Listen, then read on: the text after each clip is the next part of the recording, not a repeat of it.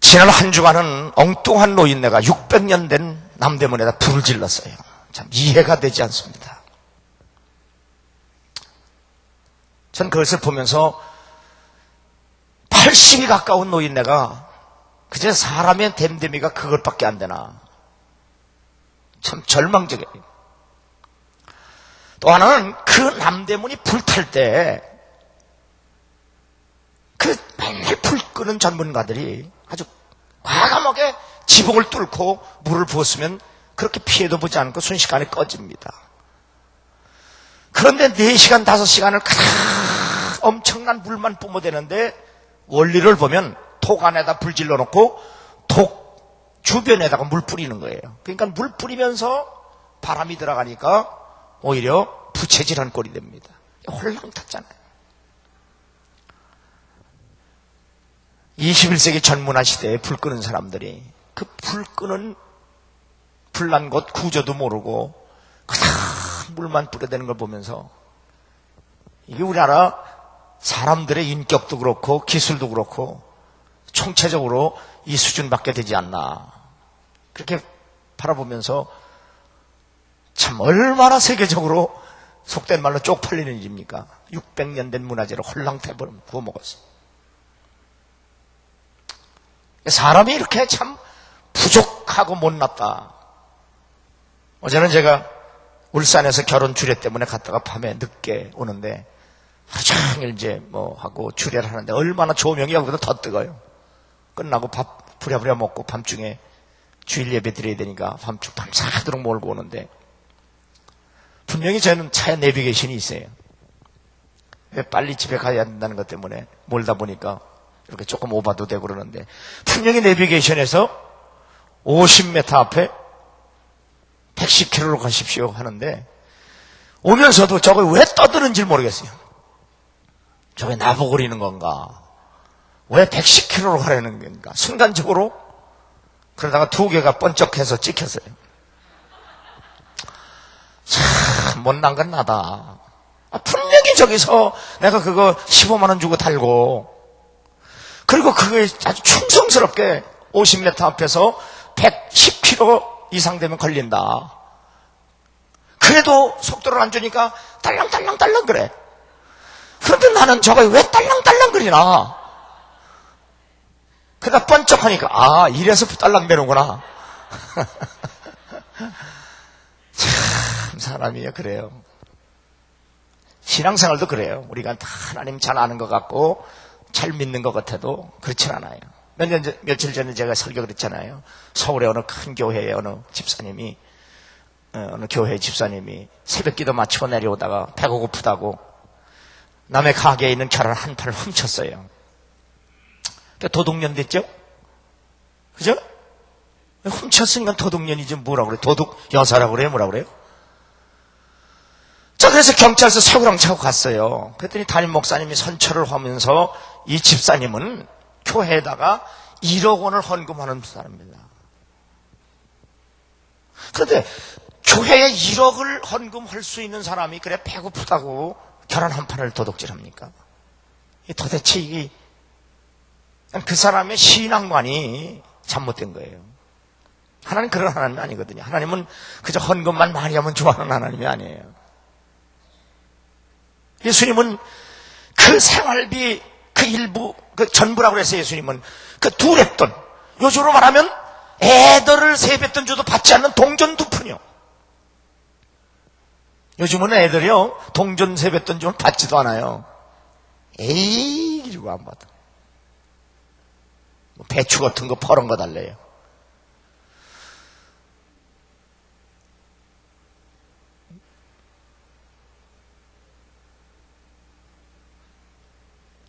그런데 1억을 헌금하는 사람이 어떻게 남의 집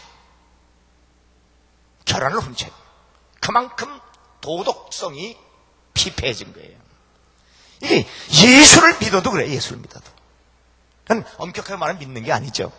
믿는다고 해도 잘못 믿는 거죠. 왜 잘못 믿느냐? 하나님을 제대로 알지 못해서 그래요. 많은 사람들이 교회 나가서 하나님께 헌금만 많이 하면 복 받고 헌금만 바로 하면 그 신앙생활 바로 하는 것 같아요. 그렇다고 헌금하지 말라는 얘기가 아니에요. 잘 믿으면서도 헌금 안 하는 건 더 못 믿는 거예요. 우리 옆 사람 한번 물어봐요. 넌 어떻게 믿냐고 물어봐. 그래서 하나님은 이스라엘 백성들이 왜 망했느냐? 하나님을 아는 지식이 없어서 망했다 그랬어요. 하나님을 바로 알면 안 믿을 수 없고, 알면 믿음은 자연스럽게 생기게 됩니다. 그래서 지금 2달째 하나님을 아는 하나님에 대해서 설교를 합니다. 한번 따라해서 사랑의 하나님, 공의의 하나님, 신실하신 하나님, 온전하신 하나님. 하나님은 사랑이시고 공의로우시고 온전하시고 신실하시고 지혜로우시고, 그리고 오늘은 그 하나님이 무소부지한 하나님, 어디나 계시지만 더 감사하고 더 기쁜 것은 그분이 어디에나 계셔도 우리와 함께 계시고 내 안에 계시다고 하는 것, 이보다 더 큰 은혜와 축복이 없습니다.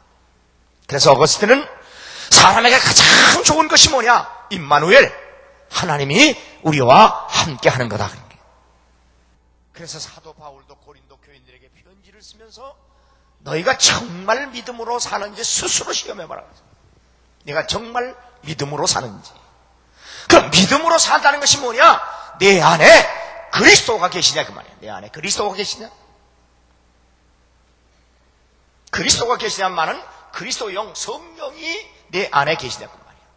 성령이 내 안에 계시다는 말은 성령을 받아들였느냐 이 말이야.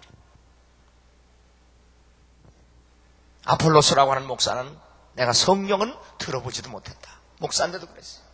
난 예수밖에 모르지만 우리가 예수를 안다고 할지라도 성령을 받지 못했다는 거짓이 되고 말아요. 성령을 받지 못하면 예수를 알 길이 없어요. 믿을 수도 없어요. 오늘 시편 16장 8절에 보면 내가 여호와를 항상 내 앞에 모심이요 그가 내 우편에 계심으로 내가 요동치 않는다. 이 다윗의 신앙 고백이 여러분과 나의 고백이 되기를 주의 이름으로 축원합니다. 주님이 나와 함께 계시고 주님이 내 안에 계시고 내가 주님 안에 있으니 내가 흔들림 없이 살아간다.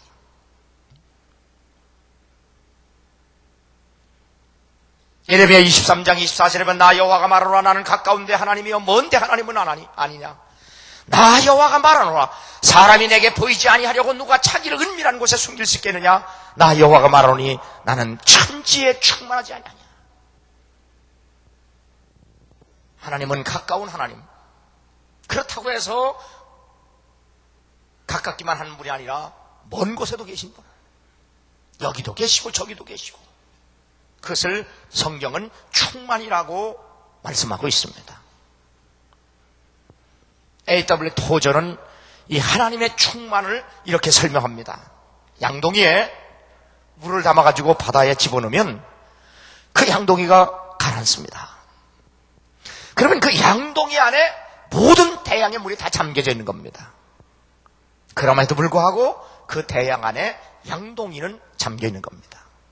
이것을 토저는 충만이라고 하는 의미를 그렇게 이해시킨 겁니다. 요한복음 14장 8절에 보면 빌립이 가라되 주여 아버지를 우리에게 보여주옵소서 그리하면 족하겠나이다. 예수께서 가라사대 빌립아 내가 나를 알지 못하느냐. 나를 본 자는 아버지를 보았거늘 어찌하여 아버지를 보이라 하느냐. 나는 아버지 안에 있고 아버지는 내 안에 계신 것을 내가 믿지 아니하느냐. 내가 너에게 이르는 말이 스스로 하는 것이 아니라 아버지께서 내 안에 계셔 그의 일을 하시는 것이라. 내가 아버지 안에 있고 아버지께서 내 안에 계심을 믿으라. 그렇게 못하겠든 행하는 그 일을 인하여 나를 믿으라. 주님이 성자 하나님이 성부 하나님 안에, 성부 하나님이 성자 하나님 안에. 좀 우리가 얼른 이해하기는 어렵지만 토저가 말한 양동이에 물을 담아서 대양에 넣으면 그 양동이 안에 온 대양 물이 담겨져 있는 것처럼, 정확한 표현은 아니지만 그렇게라도 이해를 해야 돼요. 그리고 그 대양 안에 양동이가 담겨져 있는 것처럼 하나님 안에 예수 안에 하나님이 계시다는 말씀을 주님도 하시는 겁니다. 그래서 성령이 충만하다고 하는 것은 예수 그리스도를 믿음으로 말미암아 그분의 영이 내 안에 거하고 내가 그분 안에 거하는 것, 그것이 바로 충만임을 성경은 말씀하고 있습니다. 그래서 예수님이 제자들에게 나는 포도나무요 너희는 가지니 저가 내 안에 내가 저 안에 있으면 이 사람은 과실을 맺나니 나를 떠나서 너희가 아무것도 할 수 없습니다. 사람이 내 안에 거하지 아니하면 가지처럼 밖에 버리어 말라지나니 사람들이 이것을 모아다가 불에 던져 사르느니라. 너희가 내 안에 거하고 내 말이 너희 안에 거하면 무엇이든지 원하는 대로 구하라. 그리하면 이루리라. 바로 이것이 충만입니다. 하나님의 영에 의해서 내 모든 몸과 마음과 정신과 영과 사지백체 모든 것이 그분의 뜻을 따라 통제되는 것, 그리고 나는 그분의 뜻에 따라 순종하며 사는 것, 이것이 바로 충만입니다. 그래서 사도 바울은 좀 전에 말씀드린 대로 너희가 믿음에 사는가 스스로 확증해라, 그렇게 권면하고 있습니다. 이 하나님의 무소부재, 어디나 계신 하나님, 그러나 그 하나님이 내 안에 충만한 믿음 안에 계시다고 하는 이 경험, 이것이 바로 그리스도인이 누릴 수 있는 복 중에 최고의 복입니다. 그래서 주의 말씀 받은 그날 나는 기쁘고 참 기쁘다. 내가 주 안에 있고 주님이 내 안에 있다고 하는 이 사실을 생각하고 아는 것만이 아니라 그런 것을 경험한, 실제적으로 경험한 바로 그날이 내게는 복된 날이고 내게 승리의 날이요 구원의 날이요 기쁨의 날이라고 우리는 고백하는 겁니다. 그런데 사람들은 하나님으로부터 멀리 떨어져 있습니다. 또 세상에 하나님을 멀리 계신 분으로 아는 까닭은 바로 우리가 하나님을 닮지 않았기 때문입니다. 우리의 인격체, 우리의 영, 또 비물질적인 것에는 이 거리라고 하는 것은 아무 의미가 없습니다. 예수 그리스도께서 우리의 구속을 위해서 십자가에 죽으시고 다시 부활하셔서 성부 하나님 우편에 가셨지만 이 땅 위에 있는 사람들에게 주님은 이렇게 말씀하셨습니다. 내가 너희와 항상 함께 있으리라. 나는 너를 고아처럼 버려두지 아니하고 세상 끝날까지 나는 너희와 항상 함께 있으리라. 하나님은 죄인으로부터도 떨어져 계시지 않습니다. 그래서 여기 다윗은 내가 음부에 갈지라도 거기 계시며 하늘 꼭대기에 갈지라도 거기 계시고 내가 하나님 앞에서 어디로 피하이까? 하나님의 백성뿐만 아니라 죄인까지라도 하나님으로부터 멀어질 수가 없습니다. 왜냐하면 하나님은 무소부재하기 때문입니다. 어디나 계실 수 있기 때문입니다. 그런데 하나님과 죄인 사이에는 공간적 차원이 아니라 성품적 차원의 거리가 존재하는 겁니다. 하나님과 우리 사이에 막혀있는 것, 바로 그것이 죄입니다. 죄는 뭡니까? 파괴된 인격입니다. 브로큰 허세, 인격이 깨어진 걸 말해요. 아담이 범죄했을 때 하나님의 존전에서 멀리 도망을 합니다. 그리고 숨습니다. 하나님이 아담에게 너 어디 있느냐고 물으신 것은 아담이 자신이 어디 있는지 모르기 때문입니다. 하나님과 나 자신의 거리를 두는 것, 그것이 바로 우리의 마음입니다. 사람들이 왜 그토록 바쁘게 살아가는가? 왜 먹고 마시고 입는 일에 미쳐 사는가? 오락에 미치고 돈에 미치고 일에 미치고 육신의 정욕, 이생의 자랑, 안목의 정욕에 미쳐 삽니다. 왜 그럴까? 그것은 바로 인간이 하나님으로부터 멀리 떨어져 있다는 것을 안 다음에 사실은 맨정신으로 살아갈 수 없기 때문에 결국 중독되는 겁니다. 그런 의미에서 안식일 개념과 11조 개념은 바로 중독을 해소하는 백신과 같다, 그렇게 말씀하는 겁니다. 완식이라는 말은 다시 회복되는 겁니다. 우리는 세상에 중독되고 일에 중독되고 돈에 중독될 약점을 가지고 있습니다. 하나님은 이 약점을 고치시고 회복시키시고 구원하시기 위해서 우리에게 안식일 제도를 정하셔서 그날을 성별하게 하시고 하나님께 나와 하나님을 예배하며 하나님으로부터 회복의 은혜를 받게 하시고, 우리는 만몬, 돈에 대한 중독 가능성을 얼마든지 가지고 있기 때문에 우리는 그 돈을 하나님께 드림으로 말미암아 바로 우리가 재물과 세상과 돈에 중독되지 않도록 하나님이 우리에게 백신을 투여하는 겁니다.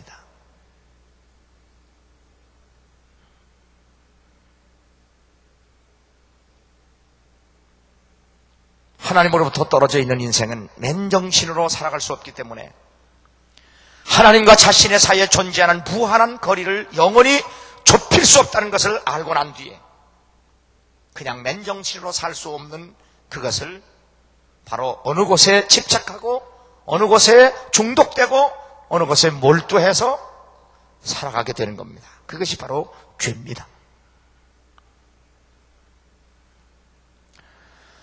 그런데 서로 닮지 않은 인간과 하나님을 사이에 화해할 수 있는 길은 인간이며 하나님이신 분을 통해서만 가능한 길을 열어놓으셨습니다. 부나 명예나 권력이나 교육을 통해서는 하나님을 닮아갈 길이 없습니다. 본질은 여전히 변치 않습니다.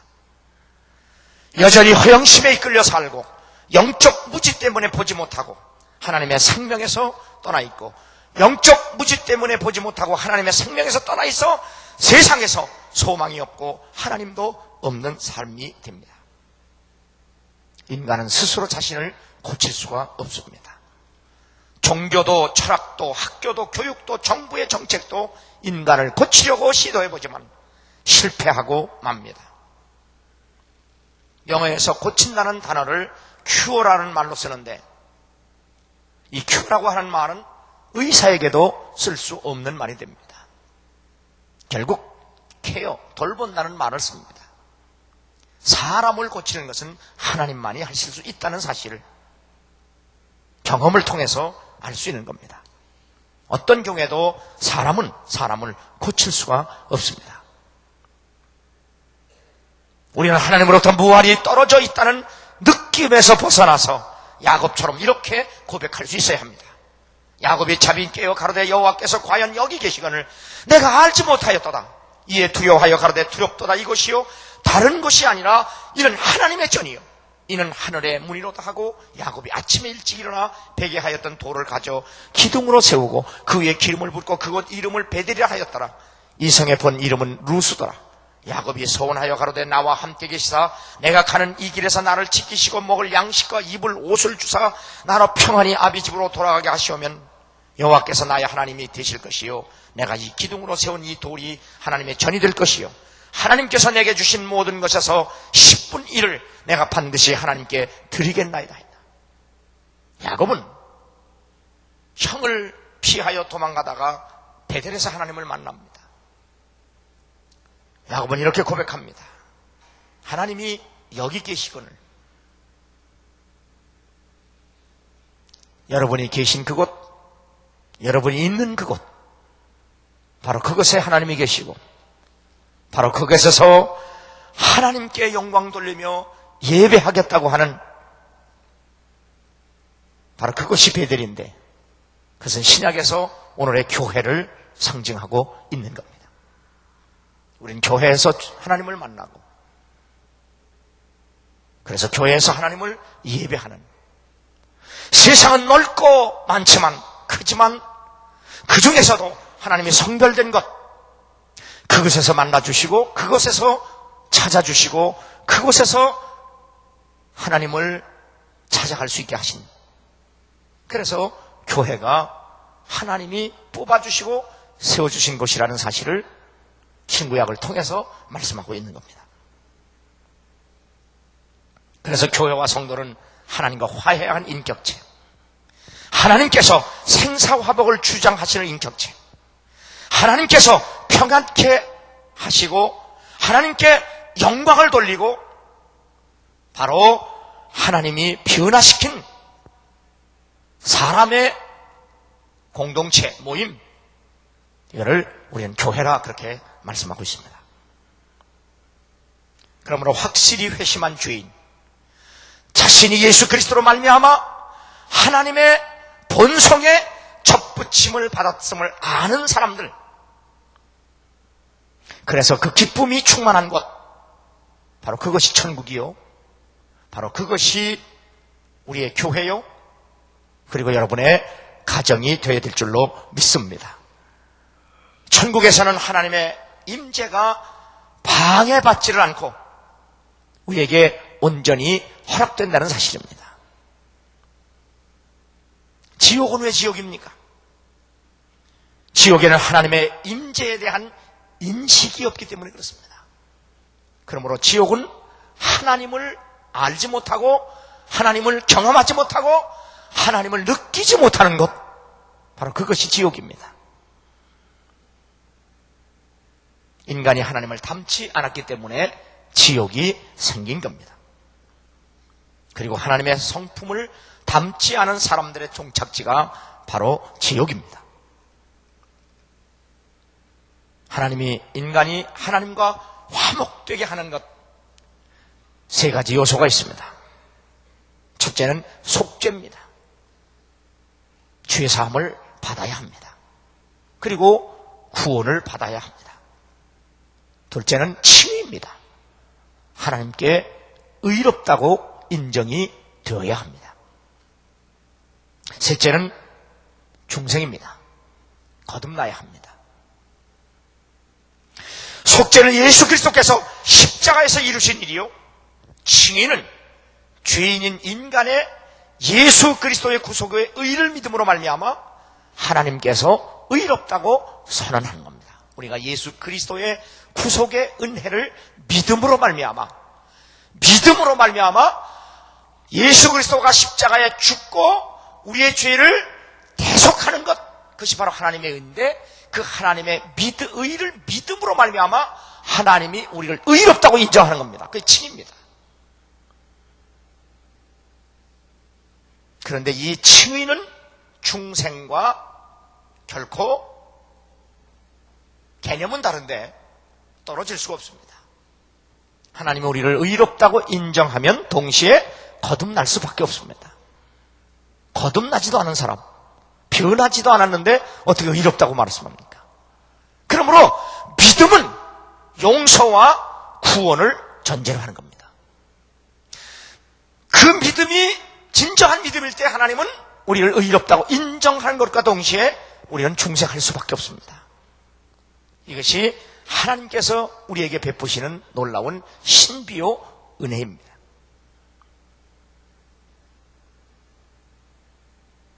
우리를 의롭다 하신 분이 우리를 거듭나게 하시고, 거듭난 사람은 하나님의 본성에 참여한 사람이 됩니다. 그리고 새로운 관계를 맺습니다. 이것이 영생입니다.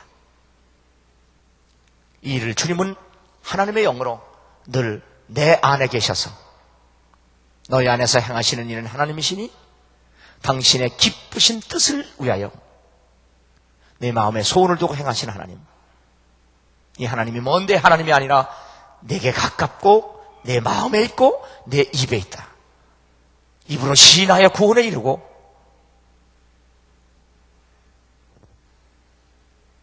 그러므로 오늘의 성도의 불행은 하나님의 임재를 느끼지도 못하고 경험하지도 못하는 것.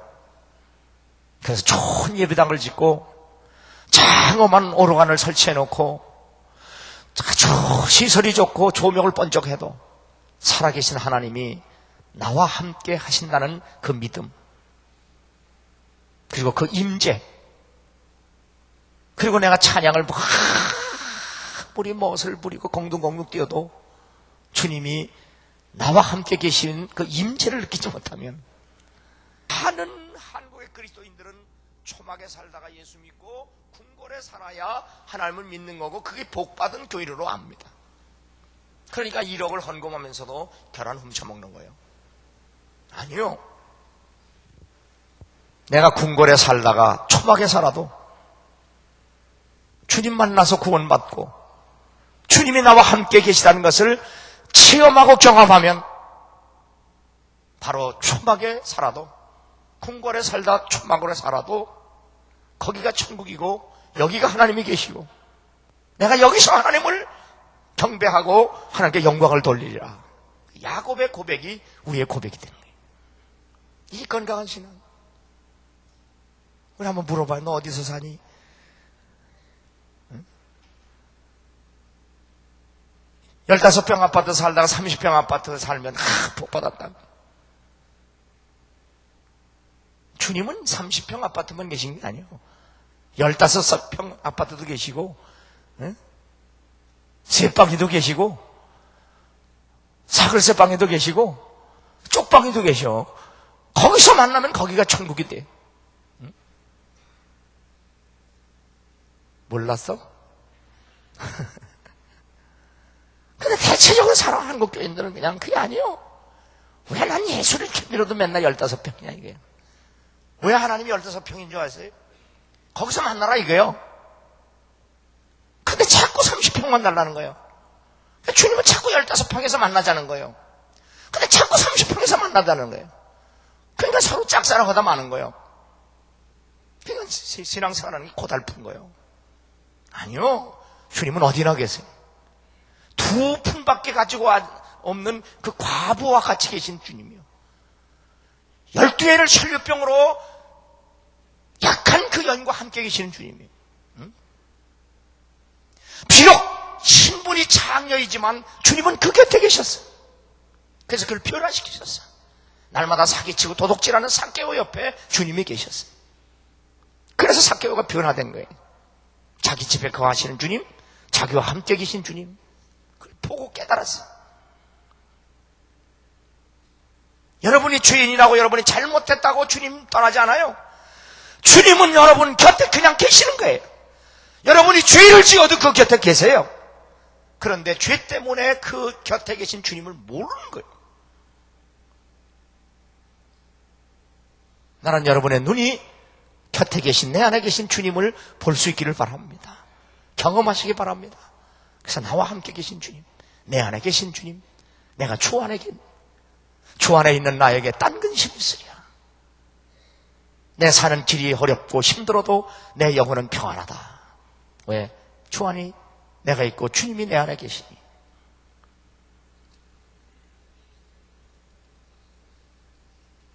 그러므로 험하고 힘든 세상을 살아가는데, 여러분 생각해 보세요. 제가 어렸을 때 오뚜기라는 놈 던지면 그냥 자빠져서 띠우뚱대다가도 번떡 일어나. 또 던져도 그냥 띠우뚱대다가 그 못생긴 게 벌떡 일어났었어. 그래서 칼로다가 확 째봤지. 근데 그 안에 주먹만한 쇳덩어리가 하나가 있었는데, 그 겉은 못났어도 그 쇳덩이 때문에 그게 벌떡벌떡 일어나는 거예요. 사도 바울도 자기 자신을 깨어지기 쉬운 질그릴 것 같았다 그랬어요. 그런데 자기 안에 주님이 계시다 보니까 그 주님이 세상보다 크고, 그래서 내 안에 계신 주님 때문에 나는 모든 일을 할 수 있으며 믿음으로 승리하며 살 수 있다 그랬어요. 이 오뚜기 겉모습은 아무것도 아니지만 그 안에 들어있는 쇠 때문에 나와 여러분 안에 거하시는 분이 주님이십니다. 그분이 그렇게 가까이 계십니다. 하나님 보좌 우편에 계신 그분이지만 그분은 여러분과 함께하고 세상 끝날까지 항상 함께 하신 하나님입니다. 그분이 멀리 있다고 느끼지 말고, 여러분이 부족하고 연약하고 잘못하고 심지어 죄를 진다 할지라도 주님은 그 곁에 계시다는 사실을 믿고 회개하고 그리고 경험하고 다시 더 가까이 계심을 믿음으로 말미암아 여러분의 신앙과 삶이 복되고 행복하기를 주 이름으로 축원합니다. 우리 머리 숙이고 주여